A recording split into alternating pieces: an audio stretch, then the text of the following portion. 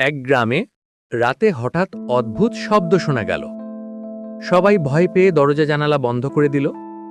গ্রামের শেষ প্রান্তে এক তাল গাছের ডালে দেখা গেল শাকচুন্নি বসে আছে। তার চুল খোলা, চোখ জ্বলজ্বল করছে। সে মাঝরাতে কারো নাম ধরে ডাকতে থাকে। গ্রামের বুড়ো বলল, যদি নাম শুনেও সাড়া দাও তবে সে তোমাকে নিয়ে যাবে। এক যুবক ভুল করে সাড়া দিতেই শাকচুন্নি তাকে ধরে তালগাছের উপর টেনে নিয়ে গেল। পরদিন সকালে শুধু তার জুতোটা মাটিতে পড়েছিল। গ্রামের লোকেরা আর কখনো রাতে বাইরে বেরোতো না। কেমন লাগলো গল্পটা?